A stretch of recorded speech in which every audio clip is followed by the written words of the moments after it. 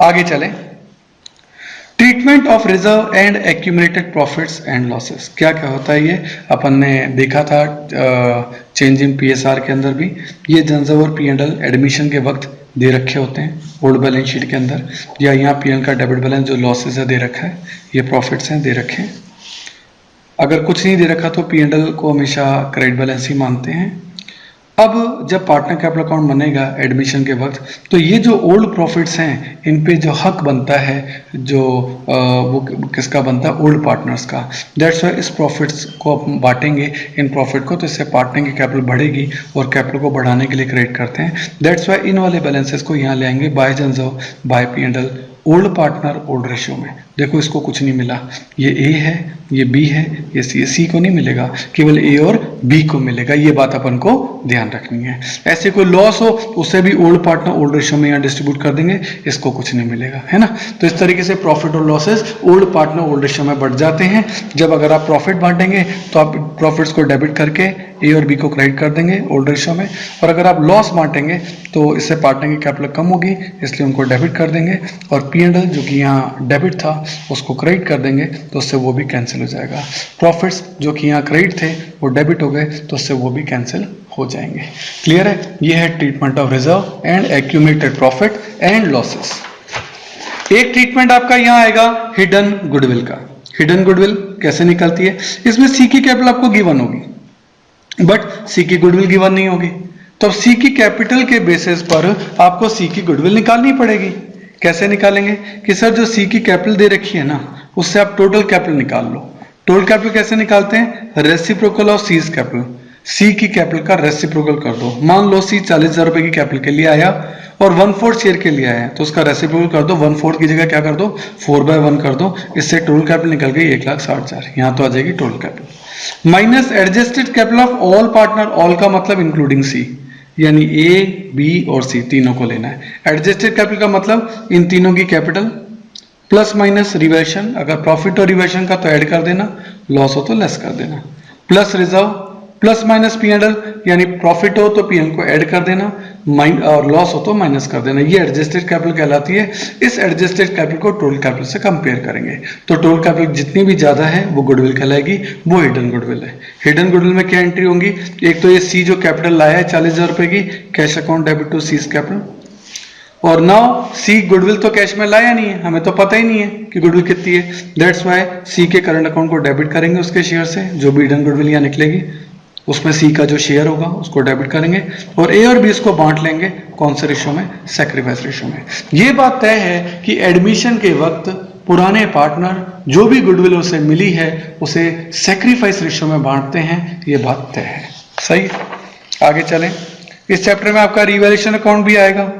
When there is change in partnership, partnership में जब भी चेंज होगा, यानी चाहे change in PSR of existing partner हो, चाहे एडमिशन हो, चाहे रिटायरमेंट हो, चाहे डेथ हो, अगर इन सभी कंडीशन में एसेट्स और लायबिलिटी की वैल्यू में कोई चेंज आ रहा है तो आपका रिवैल्यूएशन अकाउंट बनेगा। और रिवैल्यूएशन अकाउंट वही नॉमिनल अकाउंट है, और इसका जो भी प्रॉफिट बैलेंसिंग फिर में या लॉस निकलेगा वो आपका हमेशा ओल्ड पार्टनर ओल्ड रेशियो में डिस्ट्रीब्यूट होगा, ये बात तय है।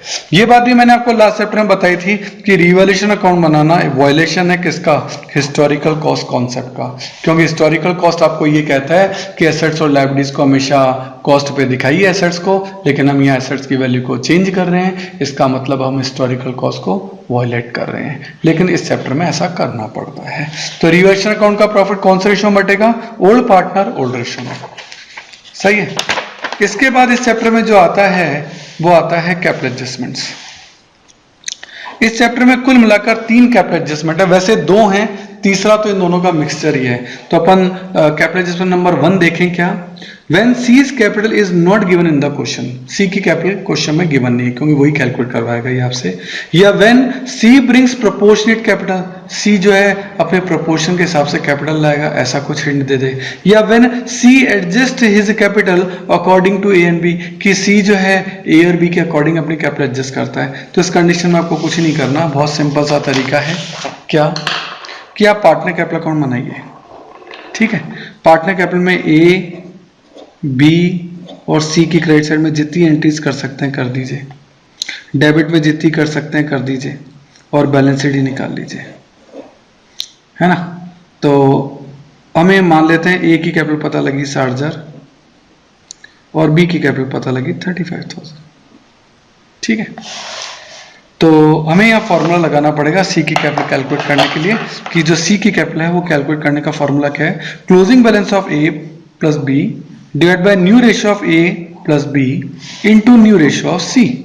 ये फॉर्मूला लगाना पड़ेगा, यानी closing balance of A plus B. तो ए प्लस बी का क्लोजिंग बैलेंस क्या निकला, 60 and 35 divide by new ratio of A plus B.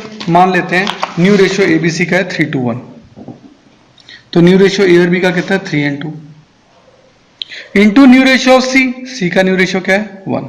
ये ए का, ये बी का, ये सी का, ये ए की कैपिटल, ये बी की कैपिटल। तो closing capital of A and B divide by new ratio of A and B into new ratio of C. इससे आपकी सी की कैपिटल निकल जाएगी 19,000। हमें ये पता लग गया कि सी जो है उसको कैपिटल जो लानी है वो 19,000 है। ये आपका कैपिटलाइजेशन नंबर 1 का तरीका है। जो भी कैपिटल उसको लानी है बाय कैश या बाय बैंक करके सी अपनी कैपिटल लेके आएगा कितने रुपए, 19,000 रुपीज। क्लियर है, ओके। आगे चलें, आगे है कैपिटलाइजेशन नंबर 2। इसमें क्या लिखा आएगा, when A and B adjust their capital in their new ratio. A और बी अपनी कैपिटल न्यू रेशियो में एडजस्ट करना चाहते हैं, या when A and B adjust their capital according to C. वो सी के अकॉर्डिंग अपनी कैपिटल एडजस्ट करना चाहते हैं। तो क्या करना है, सबसे पहले टोटल कैपिटल लो। टोटल कैपिटल क्या हो गया, वही सी की कैपिटल का रेसिप्रोकल। सी की कैपिटल का रेसिप्रोकल, मान लो सी 40,000 की कैपिटल लाया और 1/4 के लिए आया है, तो 4/1 कर दो, 4/1 कर दो, उससे उसकी टोटल कैपिटल निकल जाएगी 160। उस टोटल कैपिटल को यहां लिखो। इस टोटल कैपिटल को न्यू रेशियो में ए बी और सी में बांट दो, ए बी और सी में बांट दो, और इसे 2 बैलेंस सी डी में लिख दो। 2 balance C D partner capital के सेकंड पार्ट में, और उसको 2 कैश बाय कैश या 2 करंट बाय करंट, जो भी क्वेश्चन में गिवन। अगर कैश से एडजस्ट करना है तो कैश से कर दो, और अगर करंट से एडजस्ट करना है तो करंट से कर दो। ये बैलेंसिंग फिगर में आपका निकलता है। ये कौन सा कैपिटल एडजस्टमेंट है, capital adjustment number 2। Capital adjustment number 3, ये दोनों का मिक्सचर है। When C's capital is not given in the question, C की कैपिटल गिवन भी नहीं है, और ए और बी अपनी कैपिटल सी के अकॉर्डिंग एडजस्ट करना चाहते हैं। ए और बी चाहते हैं कि उनकी कैपिटल सी के अकॉर्डिंग हो, और सी की कैपिटल में गिवन नहीं है। तो पहले स्टेप नंबर 1 में कैपिटल नंबर 1 लगाओ, इससे आपको सी की कैपिटल पता लग जाएगी। अब जब सी की कैपिटल पता लगे तो उसका रेसिप्रोकल करके हम कैपिटल एडजस्टमेंट नंबर 2 लगा सकते हैं। अब कैपिटल एडजस्टमेंट नंबर 2 लगेगा, तो कैपिटल एडजस्टमेंट नंबर 3 इटसेल्फ कोई एडजस्टमेंट नहीं है, ये कैपिटल एडजस्टमेंट नंबर 1 एंड 2 का जो है मिक्सचर है। पहले 1 लगेगा फिर 2 लगेगा, ठीक है। आगे फंड रिलेटेड टू एम्प्लॉय, एक पॉइंट है जो कई जगह क्वेश्चंस में इनडायरेक्टली काम आएगा। बट स्टूडेंट कंफ्यूज हो जाते हैं कि सर कौन से फंड पार्टनर्स में बांटने और कौन से नहीं बांटने। तो ये फंड रिलेट करते हैं एम्प्लॉय से। It means should not be distributed among partner, क्योंकि ये एम्प्लॉय का पैसा है तो ये पार्टनर के अंदर डिस्ट्रीब्यूट हो नहीं सकता। जैसे प्रोविडेंट फंड एम्प्लॉय का पैसा है, एम्प्लॉय सेविंग्स का पैसा आपके पास पड़ा है वो भी एम्प्लॉय का है, और वर्कमैन प्रॉफिट शेयरिंग फंड वो भी वर्कमैन का प्रॉफिट्स में हिस्सा है, वो भी आपका पैसा नहीं हो सकता। ये पार्टनर्स के बीच में डिस्ट्रीब्यूट नहीं हो सकता क्योंकि ये एम्प्लॉयज का पैसा है। क्लियर है। कुछ एक चीजें अपन और देखें। ए और बी दो पार्टनर 3:2 में, नया पार्टनर सी आया और ये बात डिसाइड हुई कि ए और between A and B equal to B and C. क्या कह रहा है कि ए और बी तो 3:2 में थे, सी के आने पे बी और सी का रेशियो जो है ना वो इक्वल होगा किसके, ए और बी के, यानी वही 3:2 होगा। यानी ए और बी का तो 3:2 था, बी और सी का भी अब 3:2 होना चाहिए। तो हमने देखा ठीक है ए और बी का 3:2 था, ये कह रहा है कि बी और सी का भी 3:2 हो, तो इन दोनों के बीच में बी कॉमन है, जो कॉमन है उसको पकड़ लो। अब इसको कॉमन करने की कोशिश करनी है, तो इस वाली इक्वेशन को तो 3 से मल्टीप्लाई किया और इस वाली को 2 से, तो कॉमन आ जाएगा। देखो 3 3 जा 9, 3 2 जा 6, 2 3 जा 6, 2 2 जा 4, तो 9 इनका 6 कॉमन है और ये 4, ठीक है। तो न्यू रेशियो क्या आ गया 9:6:4। चेक करो ए और बी का भी 3:2 है और बी और सी का भी 3:2 है। तो इस तरीके से अपन देखते हैं कि ये भी एक तरीके का क्वेश्चन हो सकता है। इस चैप्टर में कुछ चीजें याद कर लो, कुछ चीजें सीधी गिरती हैं। क्या, बैलेंस शीट में सीधी गिरती है कौन कौन सी चीजें? किसी भी अकाउंट का टू बैलेंस सीडी या बाय बैलेंस सीडी हमेशा सीधा गिरेगा बैलेंस शीट में।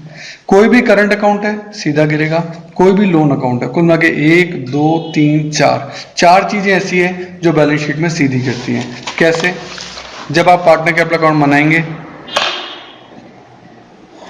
ये पार्टनर कैपिटल अकाउंट, यहाँ टू बैलेंस सीडी है, वो बैलेंस शीट में सीधा कहाँ गिरेगा? लायबिलिटी में।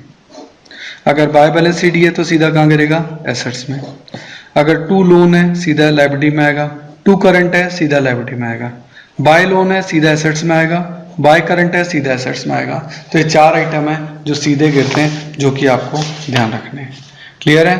ओके, तो नोटिंग को अच्छे से याद करें, उसके बाद क्वेश्चन करें। Okay, thank you.